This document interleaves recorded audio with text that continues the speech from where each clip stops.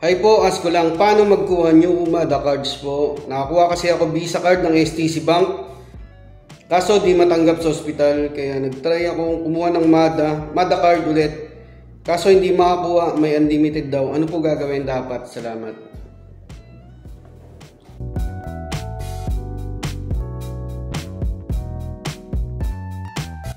Yo, what's up kabayan? Welcome back sa aking channel, OFW na Anoy. Bale, sunod ko pong i-share na video kung paano mag-request ulit ng panibagong STC Bank MADA Visa card. And nung unang ni-request natin na Visa card lang, ngayon MADA Visa card na. Para masagot natin yung tanong ni kabayan, hindi daw siya nakaka-request eh. Hi po, ask ko lang, paano magkuha ng new MADA cards po? Nakakuha kasi ako Visa card ng STC Bank. Kaso di matanggap sa ospital, kaya nag-try kumuha ng MADA card ulit, kaso hindi makakuha. May unlimited daw. Ano po gagawin dapat? Salamat. I-check natin. Ayan, nakakuha naman ako. Bali, sundan nyo lang po yung video, ma'am. Sundan nyo lang instructions sa video. Ayan, kasama na rin natin. I-activate na rin. Kung paano po kayo kumuha ng STC Bank Visa card, ganun din lang naman po. Siguro meron lang, nagkamali lang si ma'am. Ayan, bali dumating po siya. Inabot din siya ng mga 8 days. Pinalo-up ko pa sa STC Bank. Yun. Pagkatawag ko, kinabukasan dumating naman. Okay, simulan na po natin. Login lang po kayo sa STC Bank nyo.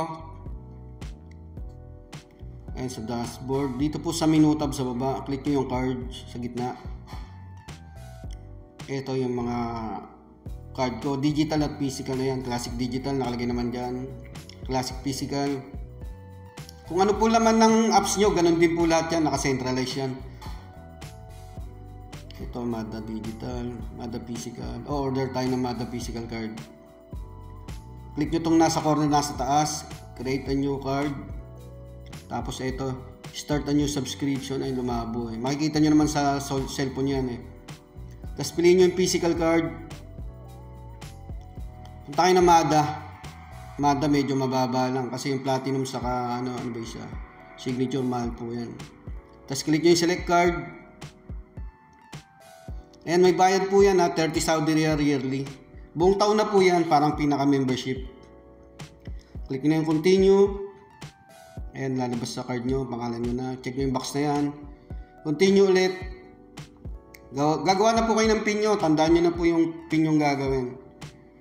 Pag nakalimutan nyo lang, pwede naman yan i-forget pin. Tapos dito sa location, click nyo itong nasa baba.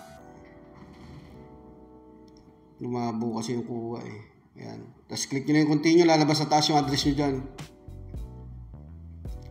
Tapos continue ulit. Ay, may kulang pa pala, district, sorry. Ayan, second industrial. Kumplituhin nyo lang yan. Tapos continue ulit. Ayan, summary. Andyan po kung magkano babayaran nyo, 34 kasama yung VAT. So, kailangan may balance yung STC Bank nyo. Click nyo na yung confirm. Tatawag yung STC Bank sa card nyo. This is an automated call from STC Bank to confirm the issuance of a new card.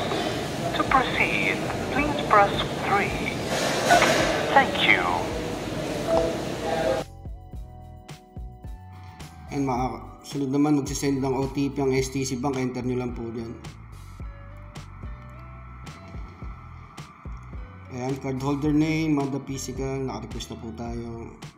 Click nyo na yung done.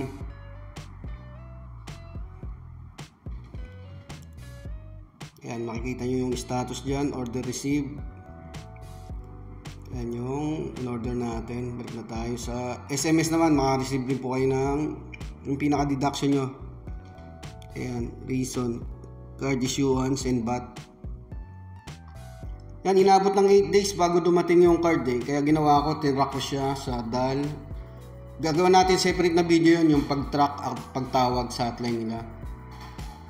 Tapos naka-receive na ako kinabukasan ng call sa driver. Ayan, sinend ko yung location. Click nyo lang yan.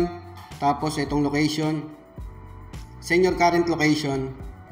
Yan, pag nag-message na yung driver o tumawag sa WhatsApp nyo, sisend nyo lang location nyo. Tapos ibibigay nyo yung OTP galing ng DAL. Depende po sa courier nyo. Iba-iba po kasi yan. Ayan. Unboxing muna natin saglit. Nasa likod po yung mga details ng card nyo. Yan, i-activate naman natin siya. Punta tayo sa STC Bank natin. Sa cards po ulit.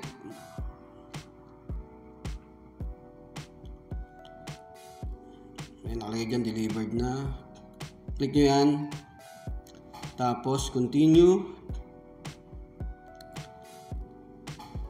Activation your card. Yung last 4 digits, nasa likod po yan. Check nyo na lang.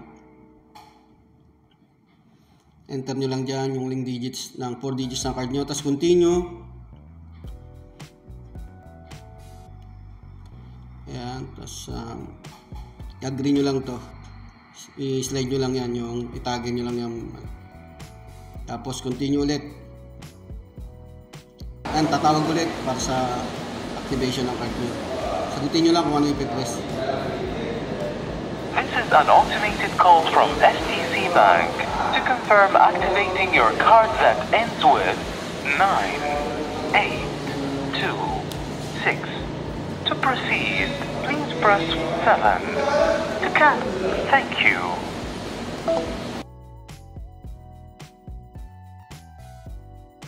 Yan, pagtaas ng tawag, OTP ulit galing ng STC Bank. So ayan, okay na yung card natin, pwede na po natin siya magamit.